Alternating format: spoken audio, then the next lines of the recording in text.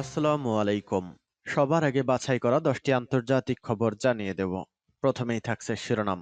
তবে তার আগে অনুরোধ থাকবে ভিডিওটিতে একটি লাইক দিবেন।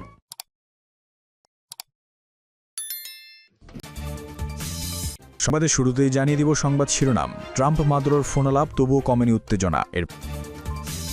এরপর জানিয়ে দিব দুর্নীতির মামলায় ক্ষমা চেয়ে প্রেসিডেন্টকে নেতানিয়াহুর চিঠি। তারপর জানিয়ে দিব তুরস্ক উপকূলের কাছে তেলবাহী 2 ট্যাঙ্কারে হামলা। আরও জানিয়ে দিব হিউম্যান রাইটস ওয়াচকে নিষিদ্ধ করল রাশিয়া। এবং জানিয়ে দিব সর্বশেষ শিরোনাম, ভেনেজুয়েলার আকাশপথ পুরোপুরি বন্ধ ঘোষণা ট্রাম্পের। ট্রাম্প মাদুরোর ফোনালাপ, তবুও কমেনি উত্তেজনা।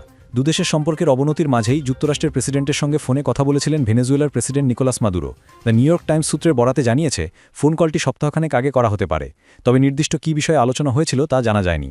গণমাধ্যমটি প্রতিবেদনে জানিয়েছে, দুই নেতার মাঝে একটি সম্ভাব্য বৈঠক নিয়ে আলোচনা হয়ে থাকতে পারে। একাধিক সূত্র আলস্য নির্দিষ্ট ফল জানাতে পারেনি। যদিও যুক্তরাষ্ট্র ভেনেজুয়েলাকে ঘিরে সামরিক পদক্ষেপ নেওয়ার হুমকি অব্যাহত রেখেছে এবং যে কোনো সময় হামলার ঘোষণা দিয়ে রেখেছে। দ্য নিউ ইয়র্ক টাইমস সূত্রে বরাতে জানিয়েছে, ফোনালাপটিতে করতে পেয়েছিল সম্ভাব্য বৈঠক ইস্যুতে, তবে এ বিষয়ে কোনো আনুষ্ঠানিক পরিকল্পনা আপাতত নেই বলে একজন সূত্র জানান। ফোন কলটিতে মার্কিন পররাষ্ট্রমন্ত্রী মার্কো রুবিও অংশ নেন। কলটি এমন সময় হয়েছিল যখন মার্কিন পররাষ্ট্র দপ্তর মাদুরোকে একটি বিদেশি সন্ত্রাসী সংগঠনের নেতা হিসেবে ঘোষণা করার প্রস্তুতি নিচ্ছিল। যুক্তরাষ্ট্র ক্যারিবীয় অঞ্চলে ভেনেজুয়েলাকে লক্ষ্য করে উল্লেখযোগ্য সামরিক উপস্থিতি গড়ে তুলেছে।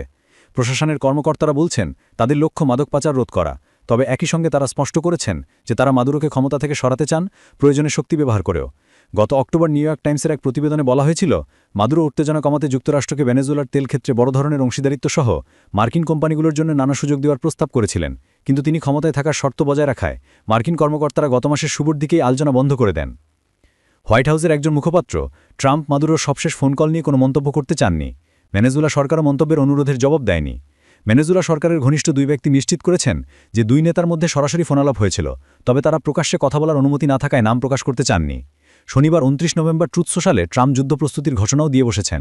মার্কিন প্রেসিডেন্ট ভেনেজুয়েলা ও তার আশেপাশের আকাশপথ পুরোপুরি বন্ধ বিবেচনা করতে সব এয়ারলাইন্স সহ সকল প্রতি আহ্বানও জানিয়েছেন, কিন্তু এর দ্বারা কি বুঝিয়েছেন তা ট্রাম্প ব্যাখ্যা করেননি। দুর্নীতির মামলায় ক্ষমা চেয়ে প্রেসিডেন্টকে নেতানিয়াহুর চিঠি। দুর্নীতি মামলা চলার মধ্যে প্রেসিডেন্টের কাছে ক্ষমা চেয়েছেন ইসরায়েলি প্রধানমন্ত্রী বেনামিন নেতানিয়াহু। রোববার 3 নভেম্বর প্রেসিডেন্টের কার্যালয় এ তথ্য জানিয়েছে। এতে বলা হয়, নেতানিয়াহু ইসরায়েলি প্রেসিডেন্ট আইজাক হারজোগের কাছে আনুষ্ঠানিকভাবে ক্ষমার আবেদন জমা দিয়েছেন। মার্কিন প্রেসিডেন্ট ডোনাল্ড ট্রাম্পের দুর্নীতির মামলায় নেতানিয়াহুকে হারজোগের ক্ষমা করা উচিত এমন কথা বলার কয়েকদিন পরেই এই পদক্ষেপ নিলেন নেতানিয়াহু। নেতানিয়াহুর বিরুদ্ধে 2019 সালে দায়ের করা দুর্নীতি 3টি পৃথক মামলা রয়েছে, যার মধ্যে ঘুষ, জালিয়াতি এবং বিশ্বাসভঙ্গের অভিযোগ রয়েছে। এদিকে হারজোগের কার্যালয় এক বিবৃতিতে বলেছে, প্রেসিডেন্টের কার্যালয় অবগত যে নেতানিয়াহুর তরফ থেকে একটি অনুরোধ তার কাছে এসেছে যার উল্লেখযোগ্য প্রভাব রয়েছে। প্রাসঙ্গিক সমস্ত মতামত পাওয়ার পর প্রেসিডেন্ট দায়িত্বশীলতা এবং আন্তরিকতার সাথে অনুরোধটি বিবেচনা করবেন।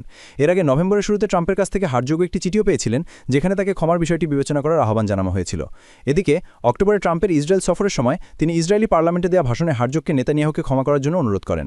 অন্যদিকে আল জাজিরার প্রতিবেদনে বলা হয়, ইসরায়েলি প্রধানমন্ত্রীকে হেগ ভিত্তিক আন্তর্জাতিক অপরাধ আদালতও খুঁজছে। 2024 সালে নভেম্বরে আইসিসি গাজায় যুদ্ধাপরাধ এবং মানবাধিকার বিরোধী অপরাধের অভিযোগে নেতানিয়াহু এবং সাবেক প্রতিরক্ষামন্ত্রী ইয়োভাভ গালান্টের বিরুদ্ধে গ্রেপ্তারি পরোয়ানা জারি করেন। নেতানিয়াহু ইসরায়েলের ইতিহাসে একমাত্র ক্ষমতাসীন প্রধানমন্ত্রী যিনি বিচারের মুখোমুখি হয়েছেন। তুরস্ক উপকূলের কাছে তেলবাহী 2 ট্যাঙ্কারে হামলা। তুরস্কের উপকূলের কাছে কৃষ্ণসাগরে রাশিয়ার 2 তেলবাহী ট্যাঙ্কার কাইরোস ও ভিরাটে ড্রোন হামলা চালিয়েছে ইউক্রেন। ইউক্রেনের নিরাপত্তা সংস্থা এসবিইউ জানিয়েছে, স্থানীয়ভাবে তৈরি সি বেবি নো ড্রোন ব্যবহার করে শুক্রবার 29 নভেম্বর বিকেলে পরপর 2টি হামলা চালানো হয়। ট্যাঙ্কার 2টি রাশিয়ার শ্যাডো ফ্লিট হিসেবে পরিচিত। এই 2টি ট্যাঙ্কার নিষেধাজ্ঞা এড়িয়ে তেল পরিবহন করে। হামলার পর তুরস্কের কোস্টগার্ড উদ্ধার তৎপরতা শুরু করে। 2 জাহাজের সব নাবিক নিরাপদে রয়েছেন।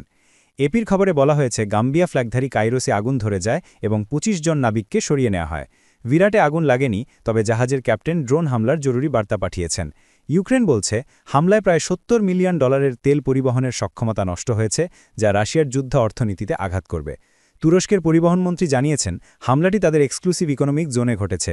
তিনি বলেন, ট্যাঙ্কারগুলো মাইন ক্ষেপণাস্ত্র বা ড্রোনের আঘাতে ক্ষতিগ্রস্ত হতে পারে এবং বিষয়টি তদন্তাধীন। আন্তর্জাতিক নিষেধাজ্ঞা পর্যবেক্ষণকারী প্রতিষ্ঠান ওপেন স্যাংশনস জানায়, কাইরোস ও ভিরাট দুটোই যুক্তরাষ্ট্র, ইউরোপীয় ইউনিয়ন ও আরও কয়েকটি দেশের নিষেধাজ্ঞার তালিকায় ছিল। হিউম্যান রাইটস ওয়াচকে নিষিদ্ধ করল রাশিয়া।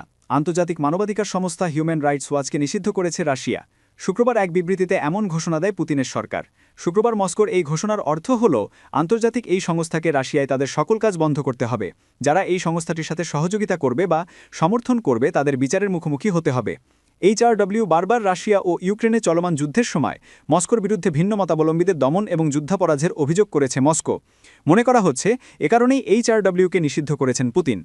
হিউম্যান রাইটস ওয়াচের নির্বাহী পরিচালক ফিলিপ বলোপিয়ন এক বিবৃতিতে বলেছেন, ৩ দশকেরও বেশি সময় ধরে সোভিয়েত পরবর্তী রাশিয়ার উপর হিউম্যান রাইটস ওয়াচের কাজ সরকারকে মানবাধিকার এবং স্বাধীনতা সমুন্নত রাখার জন্য চাপ দিয়েছে।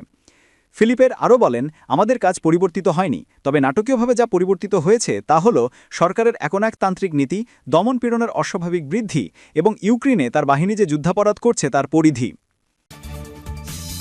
ভেনেজুয়েলার আকাশপথ পুরোপুরি বন্ধ ঘোষণা ট্রাম্পের। ভেনেজুয়েলা ও এর আশপাশের আকাশপথ পুরোপুরি বন্ধ বিবেচনা করতে সাব এয়ারলাইন্স সহ সংশ্লিষ্ট সবার প্রতি আহ্বান জানিয়েছেন মার্কিন প্রেসিডেন্ট ডোনাল্ড ট্রাম্প। স্থানীয় সময় শনিবার 29 নভেম্বর নিজের মালিকানাধীন সামাজিক যোগাযোগ মাধ্যম ট্রুথ সোশ্যালে এক পোস্টে তিনি মন্তব্য করেন। পোস্টে ট্রাম্প লেখেন, সব এয়ারলাইন্স পাইলট, মাদকারবাড়ি এবং মানব পাচারকারীদের প্রতি আহ্বান থাকবে, অনুগ্রহ করে ভেনেজুয়েলার উপরের এবং আশেপাশের আকাশপথকে পুরোপুরি বন্ধ বলে বিবেচনা করুন।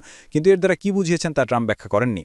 জ্বালানি তেল সমৃদ্ধ ভেনেজুয়েলার উপর চাপ তৈরি করতে সম্প্রতি ক্যারিবীয় অঞ্চলে সেনা ও সামরিক সরঞ্জাম মোতায়েন করেছে যুক্তরাষ্ট্র। অঞ্চলটিতে মার্কিন বিমানবাহী রণতরী USS জেনারেল ডারফোর্ড মোতায়েন করা হয়েছে। এটি বিশ্বের বৃহত্তম বিমানবাহী রণতরী। ওয়াশিংটনের দাবি, মাদকের পাচার ঠেকাতে এই সামরিক শক্তি মোতায়েন করা হয়েছে, কিন্তু কারাকাসের দাবি, মাদুরো সরকারকে উৎখাত করাই ওয়াশিংটনের আসল উদ্দেশ্য।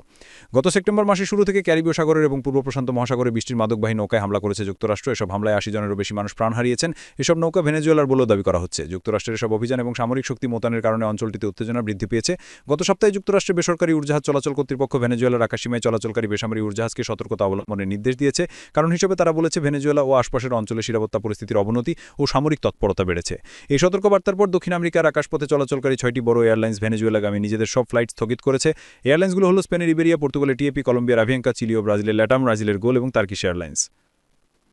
ফ্লাইট স্থগিতে ক্ষুব্ধ কারাকাস এসব এয়ারলাইন্সকে নিষিদ্ধ ঘোষণা করে ভেনেজুয়েলার অভিযোগ, এসব কোম্পানি মার্কিন সরকারের পৃষ্ঠপোষকতার পরিচালিত রাষ্ট্রীয় সন্ত্রাসবাদী কর্মকাণ্ডে অংশ নিয়েছে।